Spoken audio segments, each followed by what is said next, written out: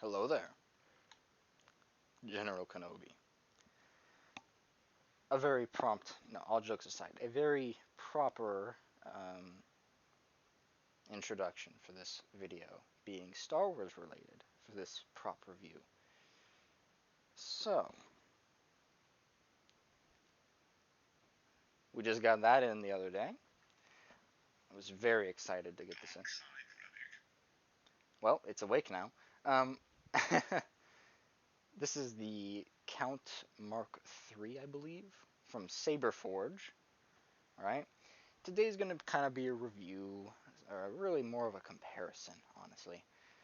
And unfortunately, it's not maybe a total fair comparison, I'll be honest, but it's the only comparison I'm capable of doing. Because the only other lightsaber that I really have is this old thing. I believe it was called the Fulcrum, and that's from Ultra Saber. And I got this 3-4 years ago, maybe. I'm thinking. So I've had it for a few. It's been around the block. And yeah, it's already just a very big difference here between the two. This blade here, it screws in, so you have to actually twist it into the hilt. This here, if you can see that little dot, it's like a little pin that you then twist into the blade that anchors it in place. Some people like something more like this, or a quick insert twist, snap in. Between these two, I actually like this one more because it doesn't require a tool and it feels a bit sturdier with that deeper thread inside of the hilt. But yeah, really, the reason I say it's not a completely fair comparison is, well, like I said, there's about 3 or 4 years of difference between these two, so, uh, there could be a difference in, you know, electronics, the size of the boards and everything, and battery technology, that type of stuff. So things will progressively get more compact. But again, also these are from two different companies. So this is like one company 3 years ago, and this is another company today. So again, not completely equivalent, but it's the closest thing I got. Because the only other lightsaber I have is this ancient thing here from literally when the Phantom Menace came out when I was a kid. But this is something more that should be put into a time capsule for safekeeping. Anyway, that antique aside, basically, style-wise, this is the heavy blade. When I bought it, this was the heavier option, so more can take impacts. This one, it can still take some impacts, but I'm not too sure. They didn't specify on their website if this is like a heavy, sparring blade or not, so I would be a bit more careful with it. It is much, it's about, I wouldn't say much, a couple inches shorter. But the big difference between these is this is a much slimmer, fits in the hand a lot better, right? It's lighter. This has more weight throughout the entire thing and is more of a two-handed weapon. This is more like Claymore style, right? Whereas this very much does fit quite well into the actual fighting style that you would expect from Dooku, which is a much more one-handed fencing style, right? Like a duelist, whereas this is a bit more like a berserker. Um, but I like both of them, right? So, let me think. Going ahead, we're probably going to just turn off the lights and do a quick comparison. We're going to do this one, then both. All right. Okay. So that is the Fulcrum. That's the older one there. It is, in my opinion, and you'll probably hopefully hear this, you might have to turn up the audio a bit on headphones and everything. This one is a bit louder. And also, you can clearly see a distinct, the actual colored center. And then there is like a thin, you can still see like the clear outside of the blade. And again, that is probably, extra structural support for the heavy blade design. Though here on camera, it doesn't really show up too bad, right? It looks pretty solid throughout.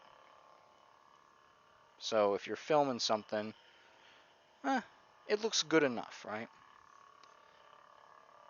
Now, as far as sensitivity, it is not as sensitive. Let me like hit something real quick. And there's no real flash with it, so it is a very basic. Let's just. All right. And then also, if you push the button down, you can get that sound effect as if you're like cutting through a door, right? You just press it again to turn it off.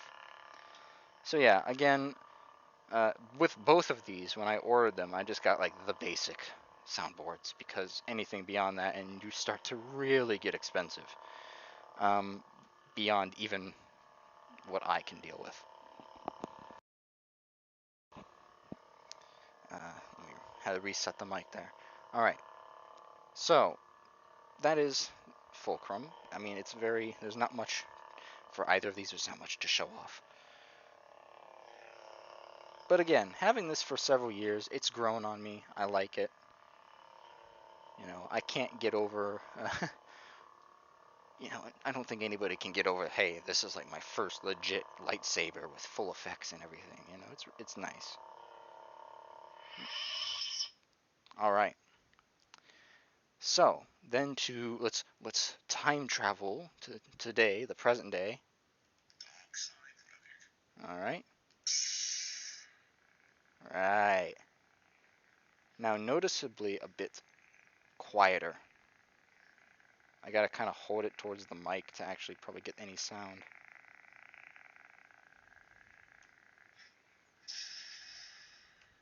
See? And it's a lot more sensitive, and there's also that flashing effect.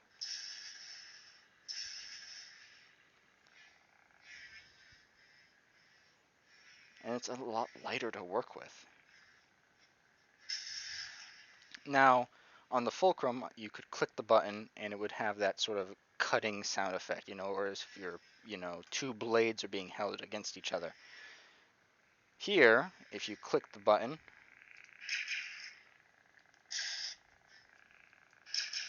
it's as if you're deflecting blaster bolts.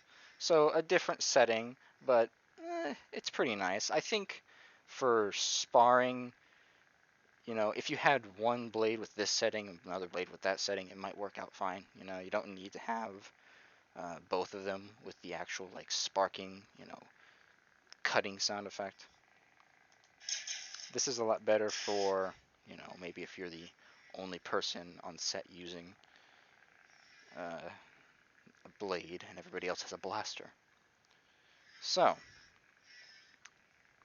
very nice.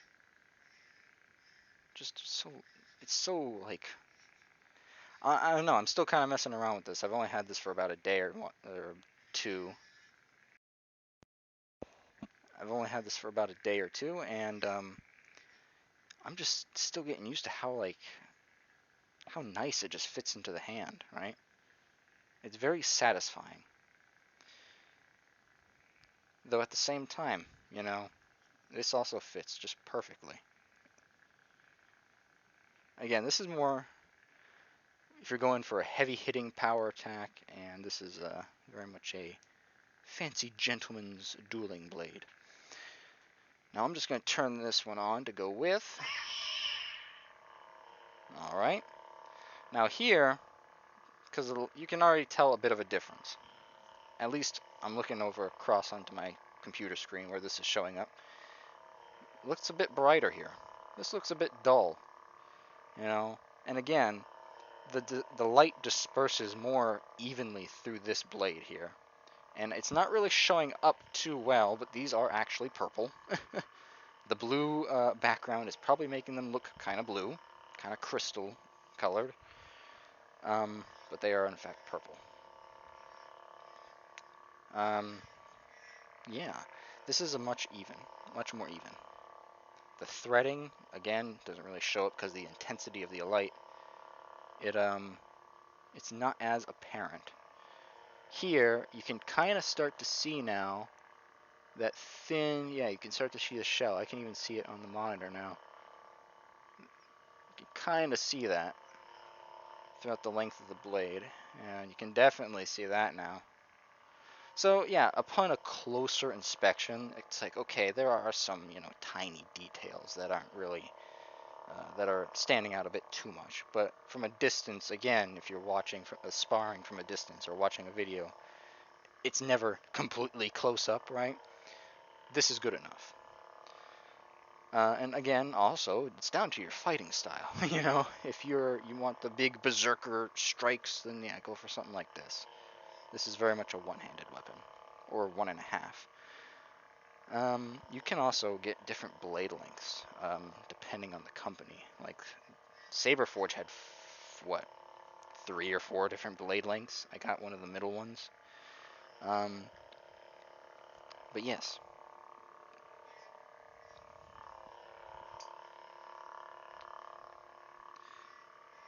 I might actually dual wield these. That'd be kind of awkward, though, to dual wield, it feels like. But anyway. So we're going to turn the light back on. I don't know if the purple really shows up at all.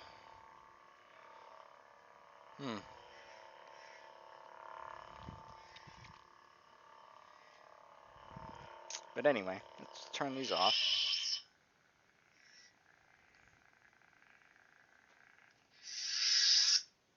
And also the shutting off, like, light effects, right, are a bit smoother.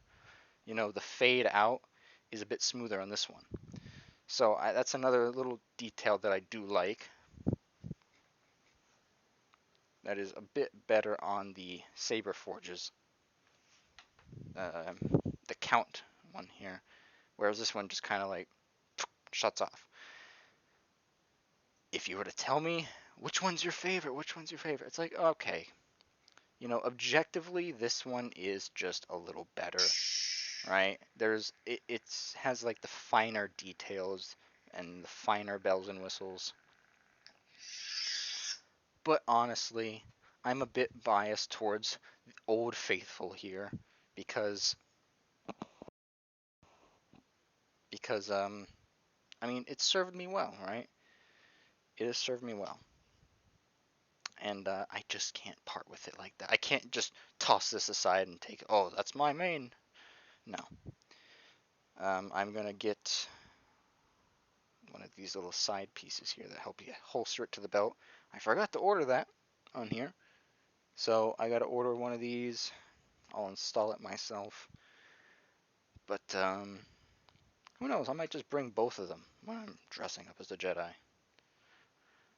But that's about it for this. This one, again, another reason actually that these might be size differences. This one here, you unscrew the bottom. That's where most of the weight is actually. But here you then pop out this pack where you put in your AA. Yeah, are these AA? No, these are AAA. There's a pack of 4 AAA batteries that you put in there, right? And then that's basically your power pack. So again, you can even see it kind of takes up space right there.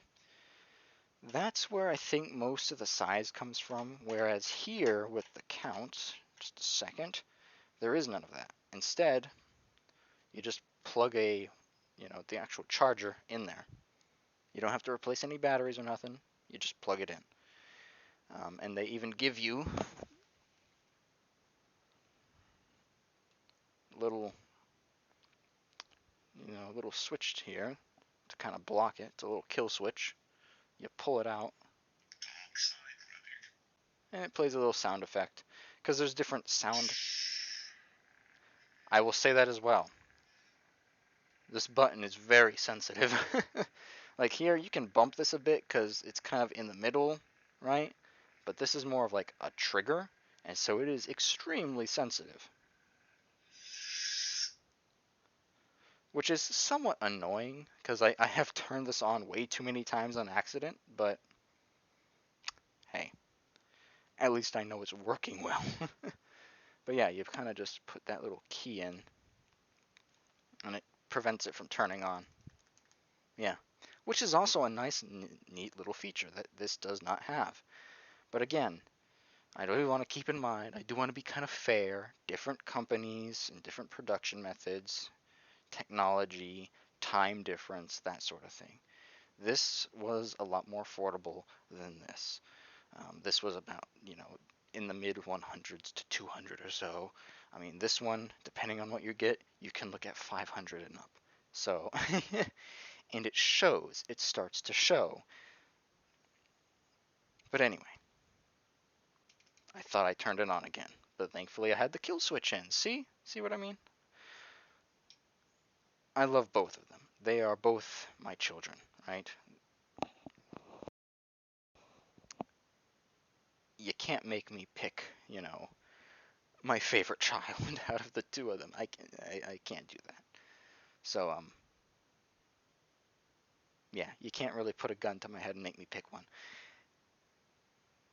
But anyway, that is basically this little quick review and comparison session. And there will be, as always, more of these to come. I'll probably do one, I think I mentioned it before, I'll do one on the Proton Pack from Ghostbusters once it gets here. That is going to be exciting because I'm going to put it together with the frame, I'm going to put it together with the wand. It's going to be beautiful. But that is in the future. So, hope y'all enjoyed. For those who tuned in, and for those who did, thank you. And until next time, peace.